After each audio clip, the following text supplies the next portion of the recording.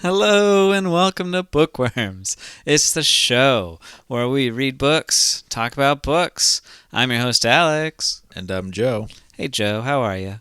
I'm tired, Alex. I tell you, kids like to make you wake up early. These damn kids. I can't wait till they're teenagers and it's just, we're going to sleep until noon every day. I can sleep until hopefully 6 o'clock. Yeah, you'll have the opposite problem. Like, get out of bed. I swear to God. Well, we have that problem too. It's like one will wake up early, the other one will not want to wake up. So, Yeah, makes sense. but I'd rather the not waking up bit because at least then I'm in control. Anyways, That's a spirit. enough about my problems. Let's talk about yours. Oh, golly, where to start? Well, we read a book. It's not really a problem. That's a solution. Yeah, I was gonna say this was a good book for once. We turned it around after last month. Yeah, we've had a couple of struggle bussing with a couple of our choices lately. Both of us have reread these books and been like, it's okay. It's fine. Yeah, the season's not starting off well, Alex. I know a lot of like, oh boy, I read this one in college. I can't wait to revisit it. And then you read it and you're like, wow, I was dumb. Not with this book, though. This is a classic right here. Yep, this one, I don't know, it's a kid's book, but it's like really complex and so much fun and whimsical, and I really loved it. So I'm glad I chose this one. Good job, Alex. Okay. Atta boy. Wait, welcome to the low energy bookworms. So Alex, how about you tell us what the book is? Because I'm sure the listeners are dying to know about it, since if they probably didn't read the title of this episode. Well, they did obviously at least listen to last month's episode where I told you what it was. Probably not, because they probably cut it off about halfway through that book because we were bashing it so hard. Oh, the best episodes are the ones where we're bashing the book. What are you talking about? I guess that's kind of true. Putting Tom Felton in his place.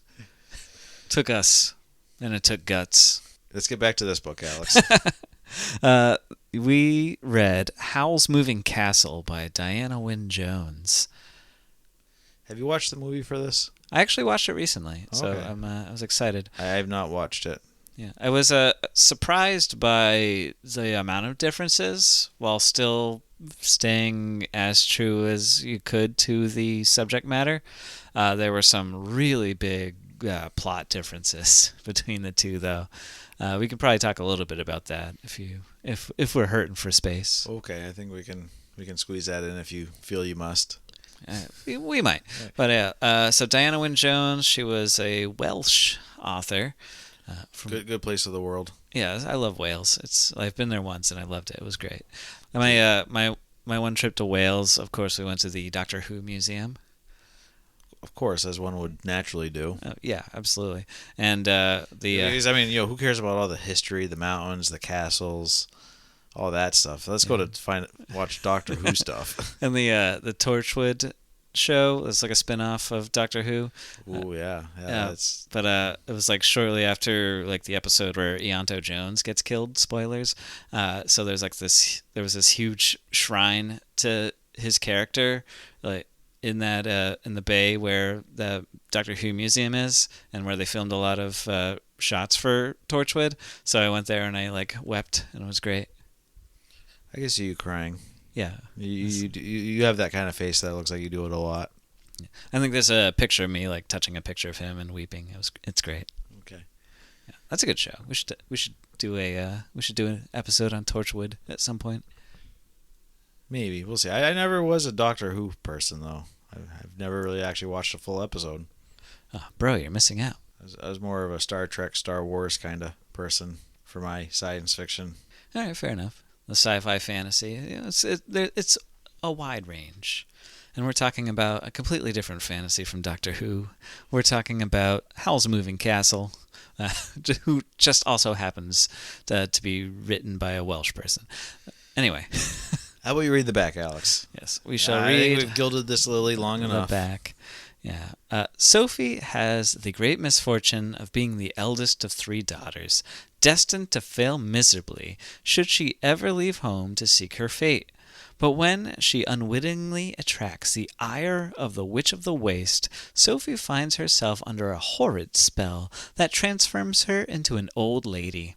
Her only chance at breaking it lies in the ever-moving castle in the hills, the wizard Howl's castle.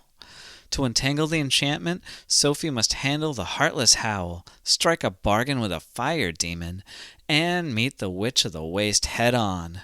Along the way, she discovers that there's far more to Howl and herself than first meets the eye. So yeah, I read this book for the first time last summer because it was a book that Alex lent me saying, you should read this. And then we got into, hey, we should pick our season 2 books, and Alex... It's like right when I was about to start, Alex said, this is going to be one of my books for season 2. I'm like, great. Okay. I got to read it twice in like a year. I can do this.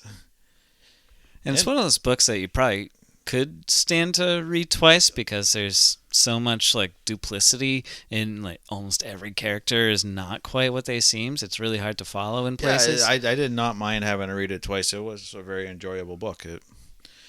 I don't think I got like when I reread Use of Weapons, there was a lot of stuff I was picking up on that I missed the first time. This one, I did not have that. But it was still it's a very fun read. It's fast-paced. You just keep going. And, yeah, it's hard to put down. You read 20 pages in like 10 minutes, like, oh, I can read another 20 pages. Let's go. Yeah, there's a large cast of characters. It's, everyone's got their own storyline in the book that needs to get resolved. So, yeah, for being over 400 pages, it moves pretty fast, and it's very engaging, which I enjoyed. I keep saying it's a kid's book, but it's probably one of the most like mature and like complex children's book I've ever read as far as plot goes. I think this is one of those books because it was written in the 80s, I believe. Yeah, 86, I think it came out. It was still in the time where they treated children as if they're smart, that they can handle adult concepts, just written so that they can actually read it with smaller words, shorter sentences, that sort of thing. But I think from a time before they start pandering to kids to say, oh, you don't have to read something so complex like we do now. At least in a lot of children's literature I've seen. But kids can tackle this more complex stuff, and I think they enjoy it when they encounter it. Yeah, like I don't know. There's like probably say this is what middle grade fiction, like grades 3 through 6, you could call it. I and call it that. Yeah, there's a lot of books in that range that are a lot smarter than you think. Like the Redwall series that we read when we were kids. That was very repetitive storytelling, but it was also very complex. There's riddles, there's multiple storylines you got to juggle, and you got this in this book as well. I wouldn't say that modern kid lit is like dumbed down or anything like that. There's usually they can have their own form of emotional impact, even if the storytelling's a little simpler on its head. But I see what you're saying. Yeah, so I haven't gone too much into the middle school lit.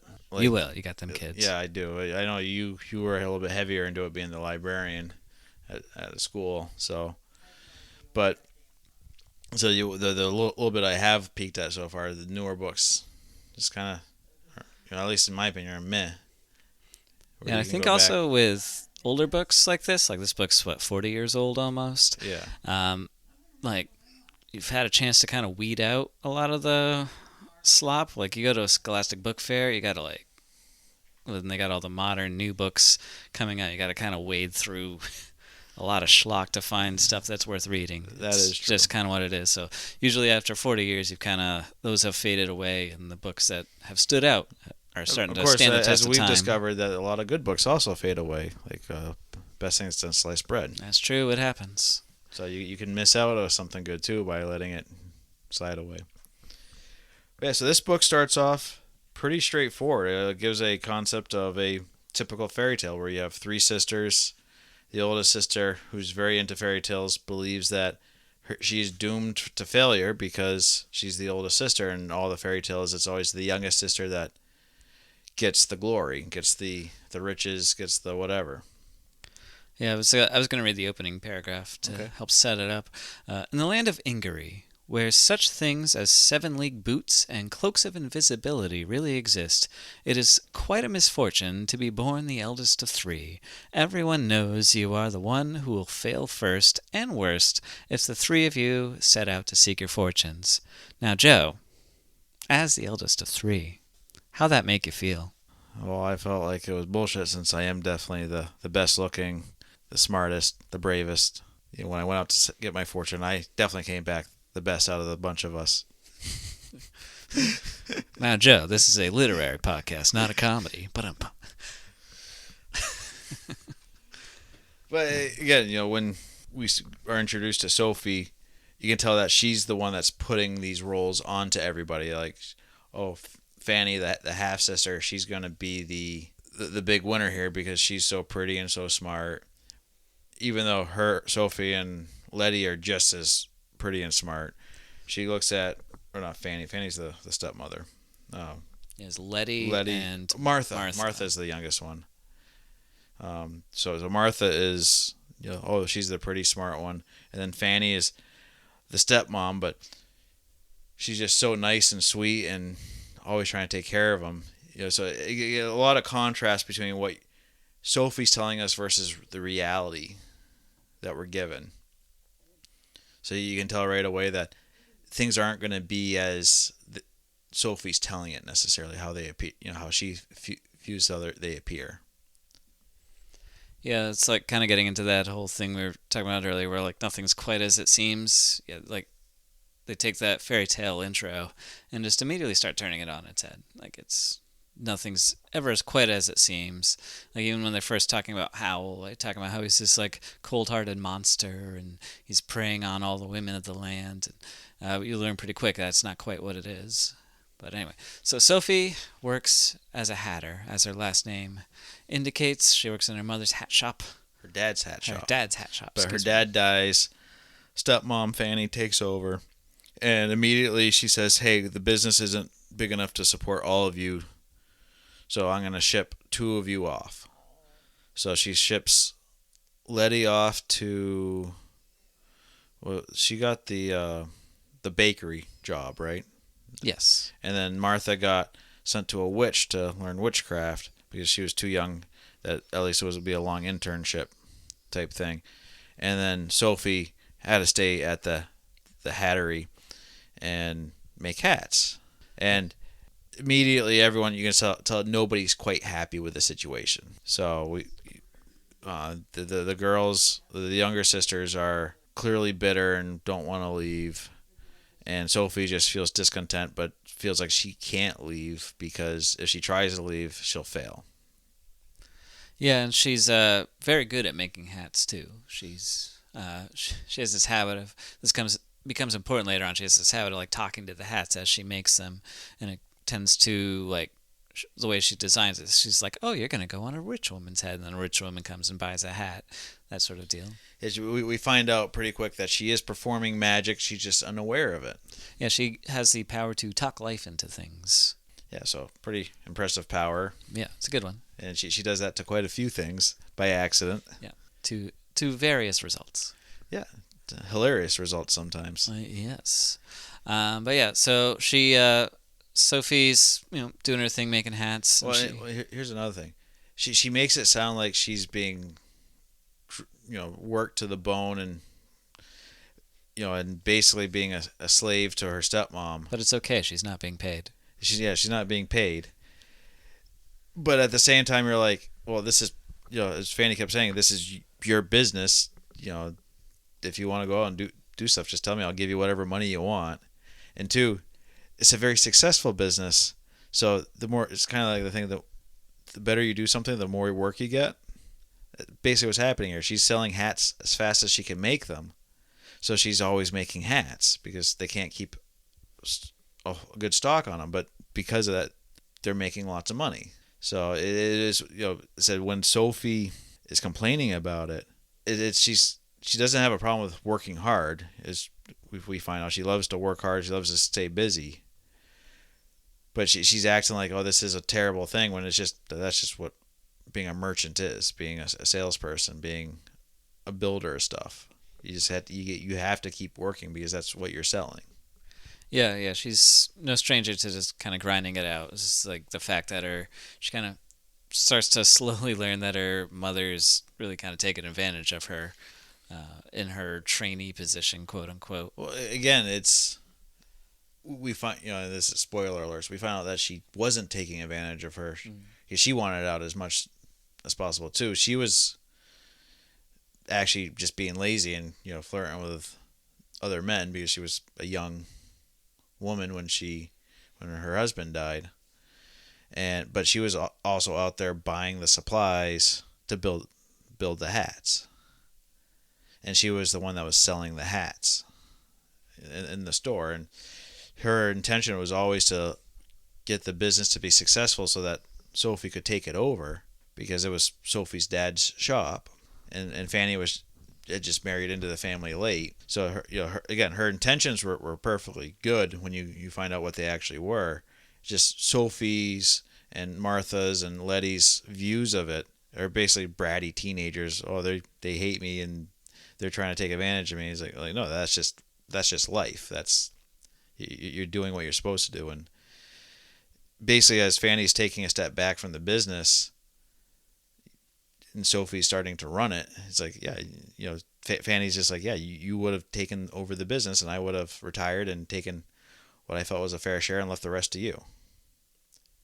I think it was Sophie's not understanding that she was an owner of the business. She could just take that money and spend it however she wanted. It wasn't, she didn't earn a wage. She earned whatever she sold.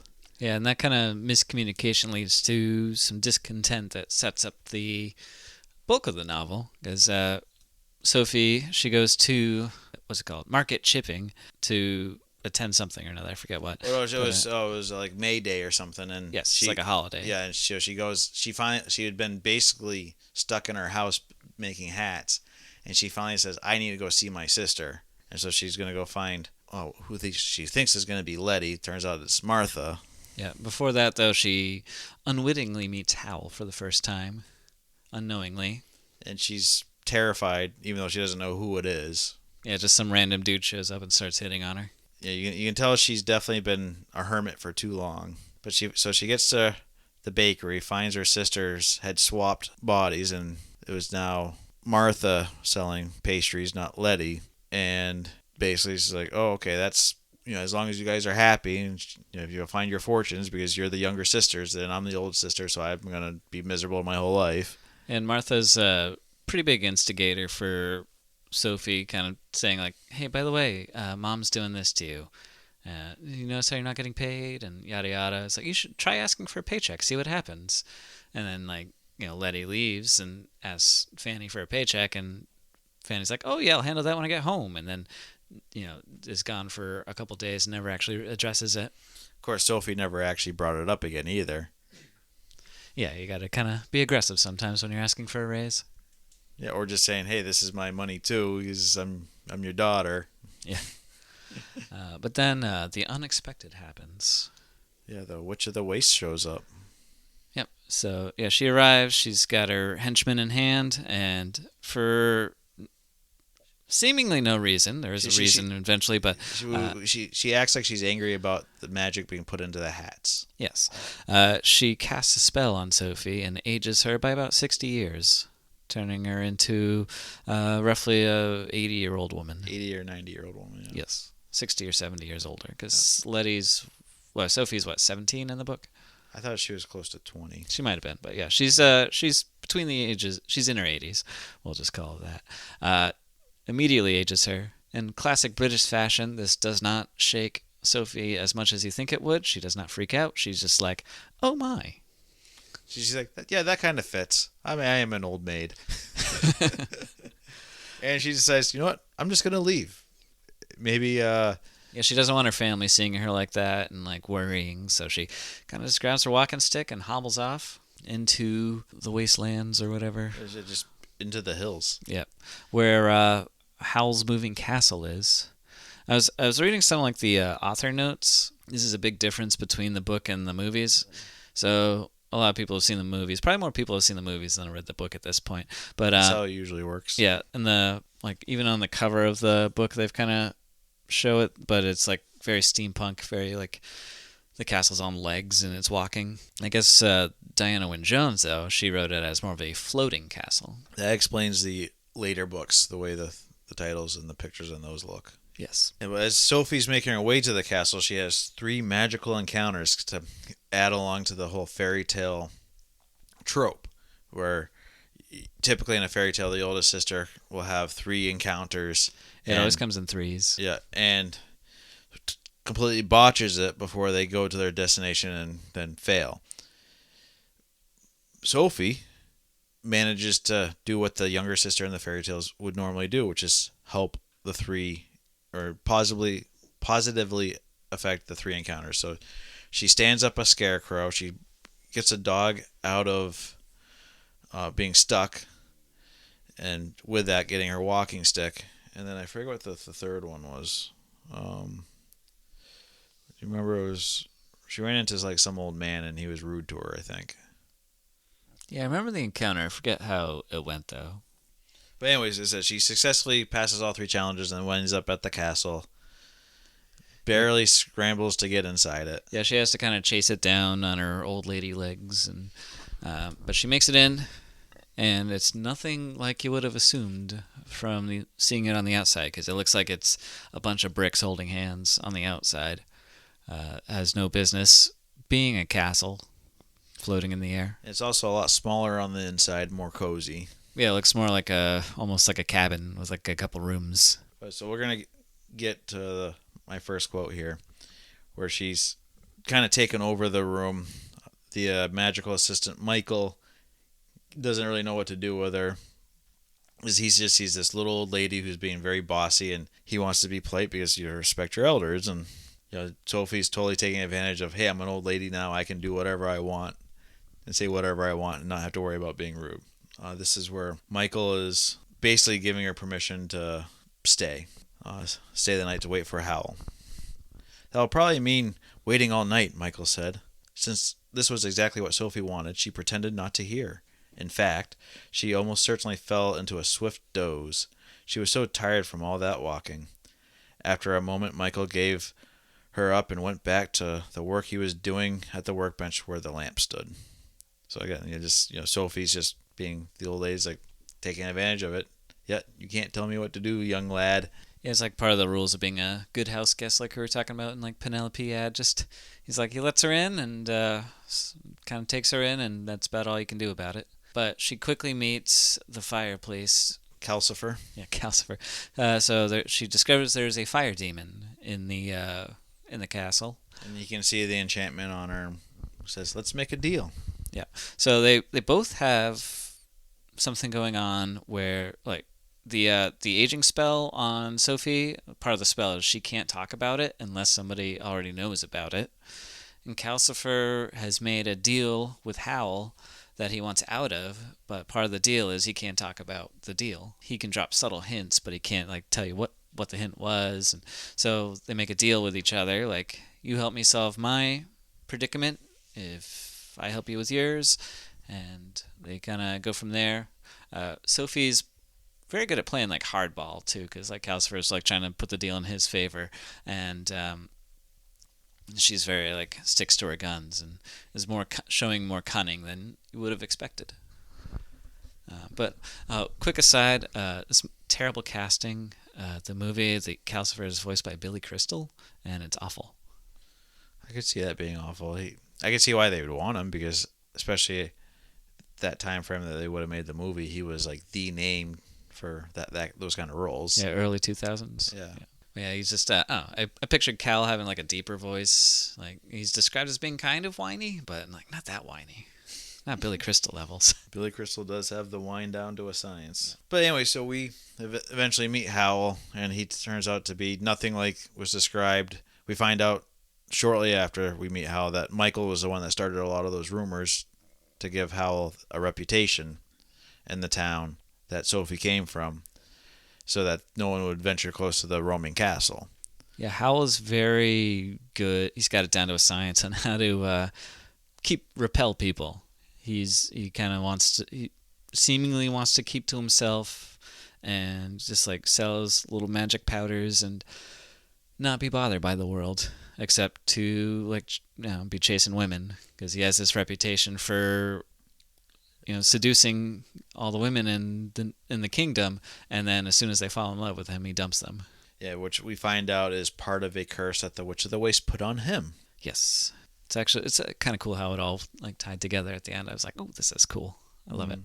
It was tied together pretty nicely. And Sophie immediately to earn her place at the castle, starts working hard and cleaning the place up, much to the chagrin of Michael and Howl. Yeah, hilarity ensues as Sophie relentlessly cleans the place because it's a pit. It looks like the most disgusting bachelor pad you can possibly imagine. So she sets about cleaning it, dusting everything, washing everything, and she's very nosy. She's trying to pry into everyone else's business, and yeah, she's trying to learn. While she's cleaning, she's also secretly trying to figure out the deal between Calcifer and Howl so that she can hold up her end of the bargain.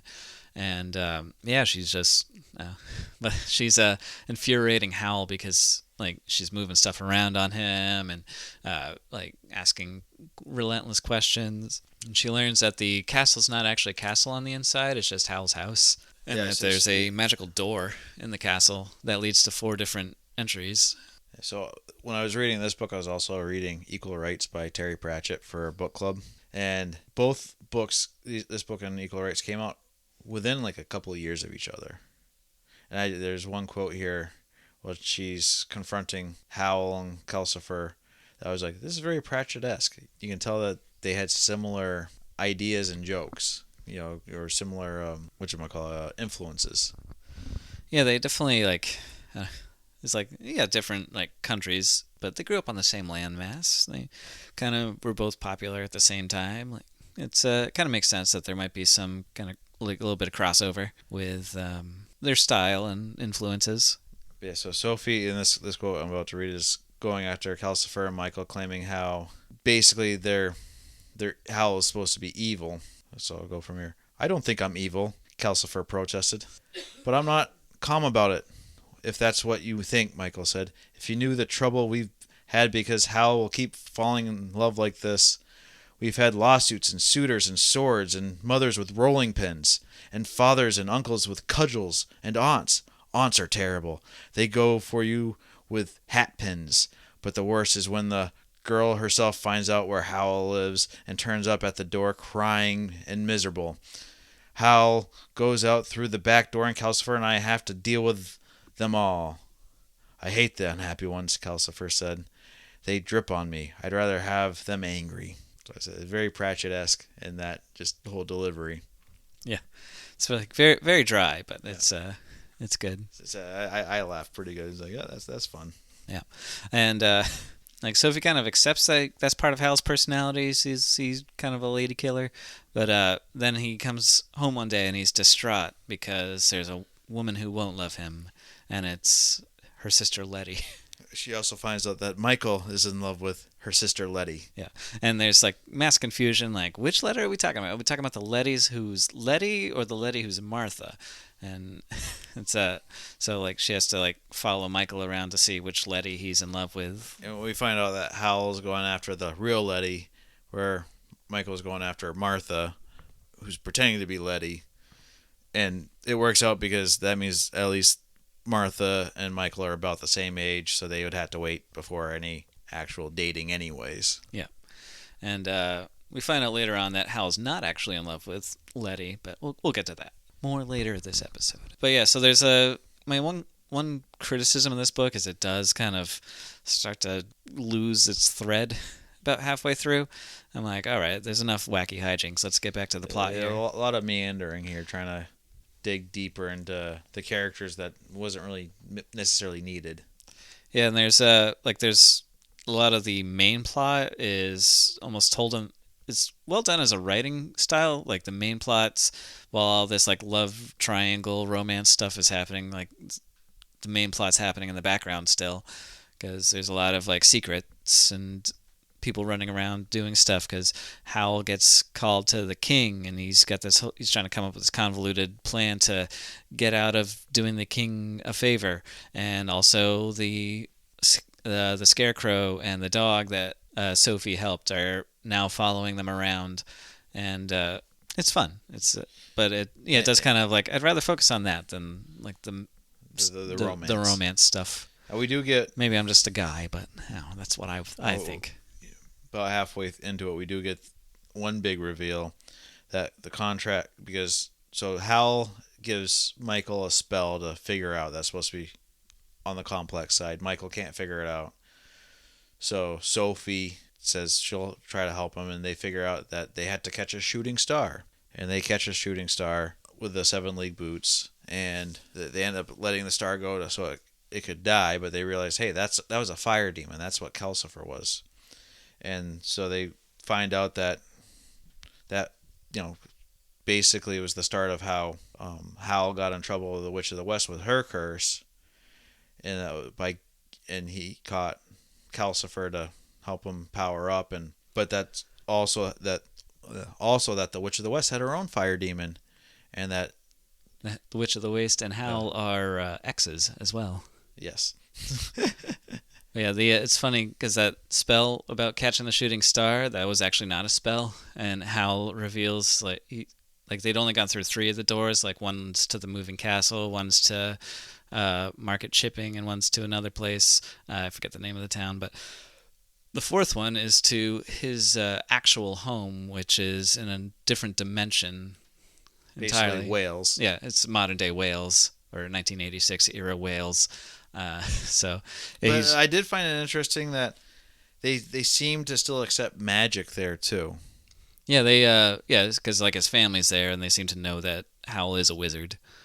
Or not quite I don't know if they consider him like a wizard. They kind of he has a tension with his sister because she thinks he's just a bum running around and not actually making a living out of himself and just playing with this. But when he does a magic trick for them, nobody seems to say boo about it. They just that's just what Hal does. He's very good at tricks. And when he meets this woman who then Hal falls in love with, supposedly, she is completely normal. Oh yeah, that's here's the spell, and here's another half the other half the spell you're looking for, and it was it's a very acceptance that magic is real. So it's not quite our dimension of Wales, but adjacent. Yeah, this is like definitely just a version of Wales, we'll call it, which is as close to Wales as you're gonna get. Do any of us really know the real whales? Just the ones in the oceans.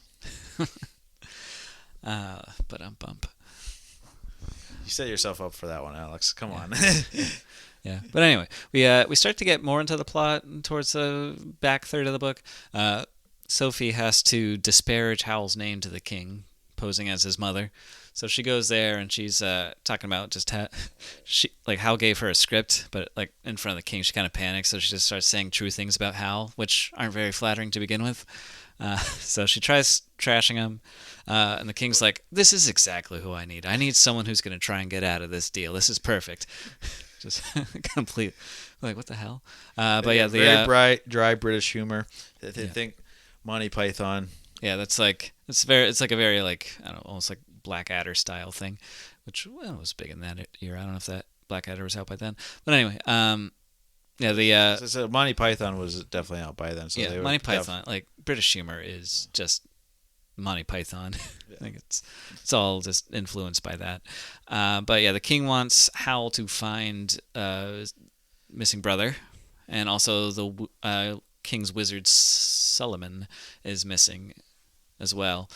Suppose they want the brother back, and this is actually basically the sentence drives the entire plot of the movie. Is the brother?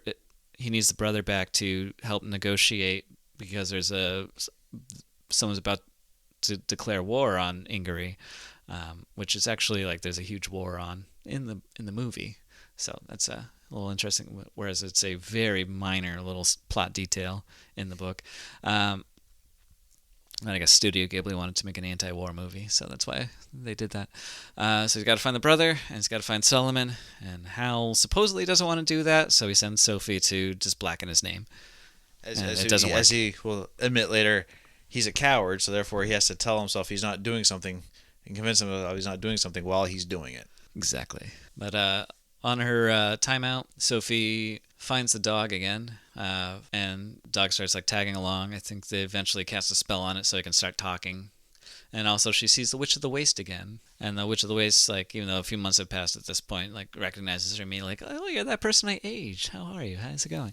Very strange like that. That kind of shows Howl that the witch is kind of hot on his tail. And the curse keeps sinking deeper and deeper, and Sophie doesn't help with it because every time Sophie tries to meddle with anything, the next stage of the curse follows through. Like they end up the Witch of the Waste figures out where 3 out of the 4 houses are. So they had to relocate all 4 doors, or 3 of the 4 doors. Yeah, they keep the whale's door and the castle door, but they move the biggest door that they move is. Well, they move the castle though. Yeah, they move the castle like thousands of miles away. They move one of the doors to Sophie's old hat shop. Yeah, where they start selling flowers. Yes, Sophie's reunited with her mother there, and they have a bit of a. No, she's not. Her mother goes to the mansion that they move into. Yeah, but she sees her mother again and they talk. And that's where we find out that, yeah, she was trying to set Sophie up for a more successful career. That was later, towards the end. Yeah. Oh, it is later, isn't it? Yeah, okay. So we found out Fanny marries some rich nobleman, and she moved out into the country, and where the mansion is, it's near the waste where the witch lives. But they were getting their flowers from there, but Fanny's driving by. Oh, someone new moved into that mansion there. Or no, sorry, I'm confusing my places. The castle moves to the waste with the flowers.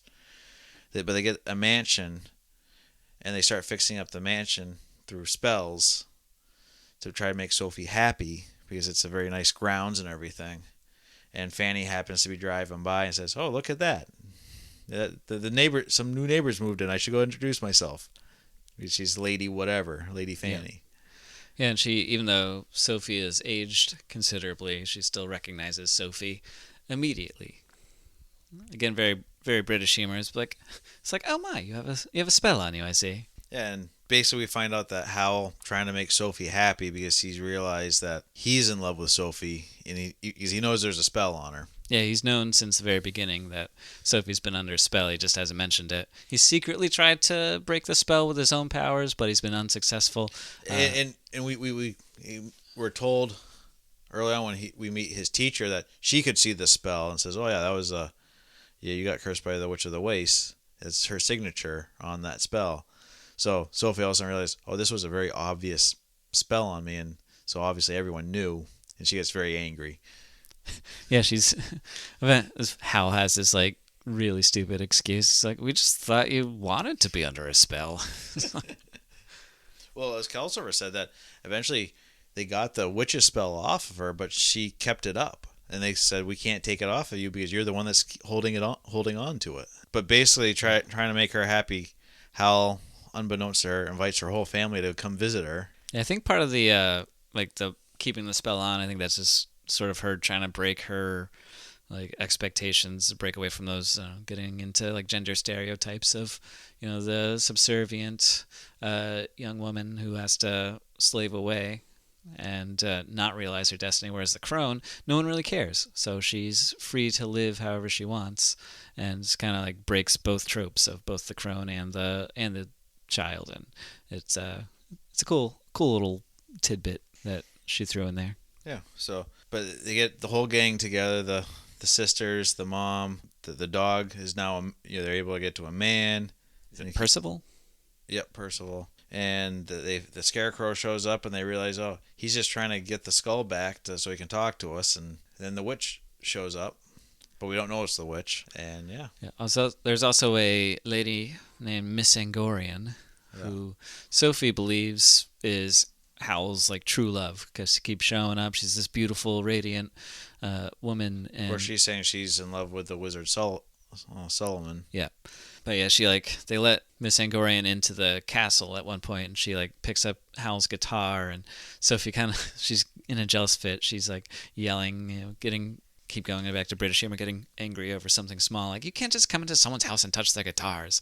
Well, one thing She we leaves were again. kind of rewinding here. We had one battle of the witch and Howl when they were fighting in the port town, and that had been probably one of the worst battle scenes I've had to read with magicians. Yeah, It she was doesn't just do very, action very well. yeah, it It's was, very easy to get lost in the fog as to what's going on. yeah, it was just like two clouds battling it out, and it was, yeah, it just wasn't well done. It was, yeah, okay, let's get through this so we can get to the interesting parts of the romance.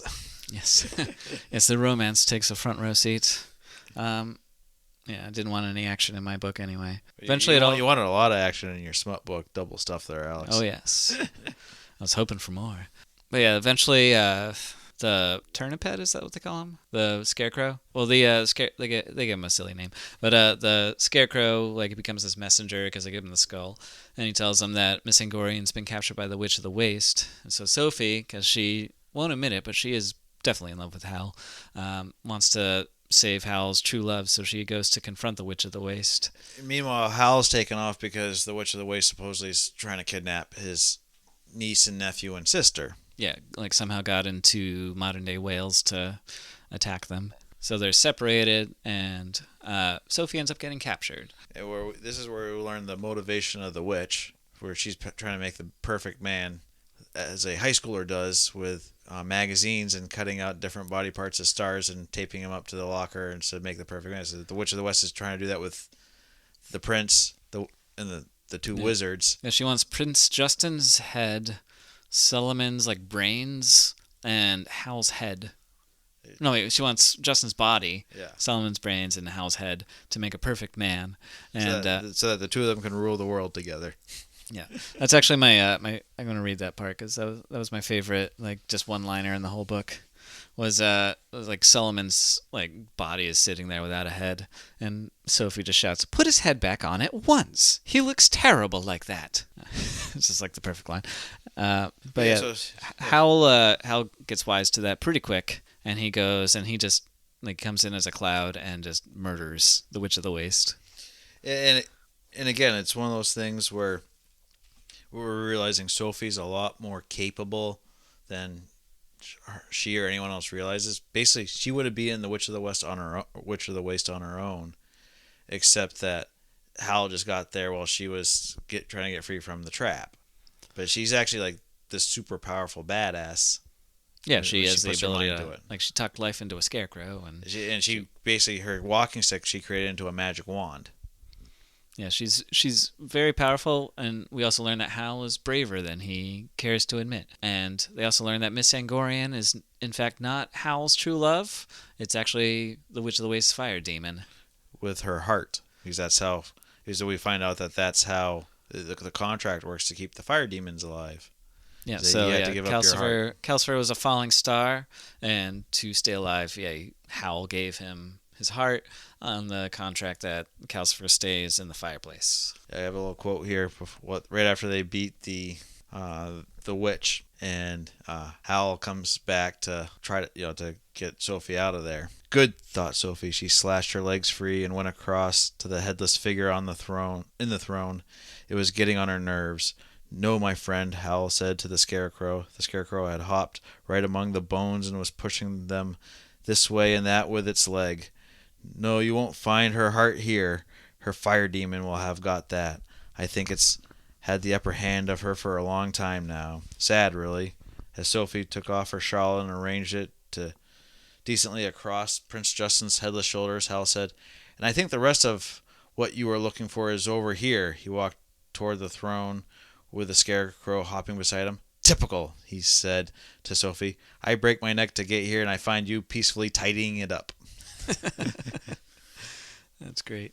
I also wanted to she at some point is holding Howl's heart in her hand, and like Calcifer is like slowly dying, and she's like, it had to be Howl's heart she was holding. He had given it away to Calcifer as part of the contract to keep Calcifer alive.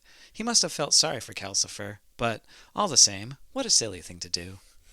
I did like the quote where she's squeezing the heart, or the Miss Angorian is squeezing the heart, and Hal just drops basically dead, and she's like, "Well, that was awfully easy." And Calcifer's like, "Yeah, he does. His heart has been kind of soft." We also find out that's why he leaves women as soon as they fall in love with him. It's because he doesn't have a heart in his body, so he can't fall in love. But in reality, he was able to fall in love. He was just waiting for the right person, and it was Sophie. And he was in love with her the whole time. And he wasn't actually in love with Letty. He was using Letty to learn more about Sophie, like pecking her with questions to try and help break the curse and learn more about her. Yeah, so we find out that no one's intentions were really as honest as we were led on to believe, basically. And we find out that everyone's basically gets their happy ending. Yeah, they banish the witch's fire demon. We find out that the Scarecrow was actually Prince Justin all along, and Percival was actually Solomon all along, like had his conscience in there. Yeah. Oh, and then we find out the reason why Calcifer needed Sophie was because she's the only one that could actually talk life into him without the heart. Yeah, so he could continue living. So yeah, and he it looks like he's about to leave, but he actually comes back at the end. He's with the promise, like, as long as you let me just kind of come and go as I want, I'll keep hanging out here because it's his home. Yeah, and so it's kind of like, oh, the whole family's together, kind of like quick little final snapshot. Like, we vanquished evil, and we're going to live happily ever after. Yeah. And it's cute. Yeah, it's cute. It's chaotic, as a big family with everyone trying to talk to each other is. Well, meanwhile, Sophie and Howl finally admit to each other and themselves that they actually love each other, and they kind of want their privacy. Yeah, and Sophie is restored back to her normal age because she's found true love, I guess. Because she's found a reason to be young again. And she realizes that she is probably one of the most powerful witches in the world. Yep. It's a good reason. Yeah. So, final thoughts, Alex? It's a good book. As you could tell from our talking about it, it's chaotic, it's whimsical, it's a lot of fun, and I enjoy it very much. It was a great second read through, and I think it should just be a staple of children's literature. I agree. I read this book basically within 9 months, both readings, and I enjoyed reading it in that time frame twice. It was one of those things where it's a fun story. It's definitely geared towards young people, but as we keep saying, it's not simple. It's got a lot of stuff that subverts your expectations and basically breaks apart the standard fairy tale. And if you read it carefully, you to think. you have to read it carefully. It's well paced. It has growth that's complete and well earned for each of the characters. It's not just there's no two-dimensional character in this whole book, really. Even the ones that you're like, like Fanny, that's just a two-dimensional character. At the very end, it's like you find out, oh, this is a much more complex person than that there was thought put into it. She's just a minor character in this story. Yeah, really, it takes those archetypal beings of the ugly stepmother and the the jealous sisters, and it just kind of turns it all around. It's completely topsy-turvy. Nothing is ever as it seems in this book, and it's really clever. Yeah, I mean, I really had no complaints about this book. I mean, it is, we had a couple nitpicky things that were really minor, but otherwise, it's just this is a well-written book. Yeah, good job. Strong work. Got questions for me, don't you? I got some questions for you, Alex. All It's right. time to grill you. What was the key relationship between characters in the book? Well, it's got to be the relationship between Sophie and Howl. That's what drives the whole thing. One reason I don't read a lot of romance is it's always predictable. You always know they're going to wind up together at the end. So that's obviously the most important relationship is those two come and the way they come together. I do like how it's not obvious that they're going to fall in love in the beginning. I mean, you know that's how it's going to end, but it's not like one is starstruck or they're not really enemies to lovers either. They're just two people that are stuck together in a their own bad situations. And they both have this bad habit of digging their heels in and being immovable on certain things. So they have more in common than you think, though. Does Sophie limit herself, or do her circumstances limit Sophie? I mean, she always comes back to the whole being the eldest and destined to fail. Like it's like kind of her like that's a phrase that she keeps coming back to throughout the book. So I think most of her limits are definitely self-imposed, whereas she's clearly much more capable than she lets on, or maybe isn't even aware of. I think a lot of it she's just not aware of. She's gotten so caught up in the stories or the childhood stories, that she basically just became naive. It's kind of like in Frozen with Anna, where she's read the stories, and then first time trouble comes along, she's willing to give the keys to the kingdom to the guy she only just met, and she wants to marry him because the stories are love at first sight. So Sophie's read these stories where three sisters, oldest sister always fails, therefore I'm just gonna fail. So she hasn't been out, and again, when she's working as a hatter, she doesn't leave her shop. She doesn't go out into the world and interact with anybody. Does Howl avoid responsibility, or just make an impression of avoiding it? He definitely it's more of the impression. Like he knows what he needs to do, and he does it. He just is going to complain the whole time. How does Wales compare to Ingery, and why have only one door that goes to a different world? Because you got 4 doors. You got one door that's different dimension, but then 3 that go to the same world. I mean, like Wales is just 1986 era Wales. I don't know much about that time period, but I mean, Ingery's a magical land where 7 league boots and invisibility cloaks exist. So obviously, I think if Hal had to choose, he's going to choose the world that's not your dry, mundane, everyday existence. He wants that. I think he's more concerned with having a little more adventure in his life. Well, I guess I'm looking at it so when he meets up with his nephew, and the nephew and the nephew's friend are playing that one video game, and they're like, Uncle Hal, do you have a new game for me? And he hands him over a game. It's basically Ingery, playing an RPG of that world. It's just like almost like the video games are describing different universes, and so it sounds like Hal gives the nephew all these different games. They're text-based games. They're not going to be like video games that we see them today. Because remember, this is 1986. We got Atari here. Yeah. So they're going to be they're playing text-based games. So it's almost like playing a novel where you're having to type in what the characters do, and they have to hit certain words and phrases to move the plot along. But it almost felt like with that kind of a nod. Oh yeah, there's other universes out there, and Hal has explored them too. That was my kind of hot take on it. Yeah, he's got this calling, this need for adventure. So it's pulling him away from the world that he grew up in, and he's carving out a life of his own. Is Howl's notoriety deserved? Well, I mean, it's all a mask, right? It is a mask, but it's also, if you go to the 3 different towns he's got 3 different stories that people know about him, 3 different names. So he's going to Sophie's town, and he's wooing every girl in town. He goes to the capital there, and he's basically the backup wizard to the king. And the castle itself, it's always shooting off fireworks, and it's very dark and foreboding and scary, and no one wants to go near it. Yeah, so I say he takes up different roles depending on the cities, and so. Yeah, I think his purpose is to confuse, obfuscate, and inspire fear in people to keep their distance. He wants to be an enigma, and he's very good at doing that. Last question for you. All right. If you could have 4 doors to open anywhere, what places, worlds would you choose? Probably between your house and mine's. Cut down on driving. That would be convenient. Yeah. I'd probably have to choose some sort of magical fantasy land, though. That would be good. I don't know what I would do, but maybe I'll create my own. And probably the Bahamas. Yeah, mine were definitely somewhere around Mount Sunapee. Again, closer to you, Alex. But more for my skiing. Definitely want a door going to Ireland because I'm obsessed with that place. You sure are. Yeah.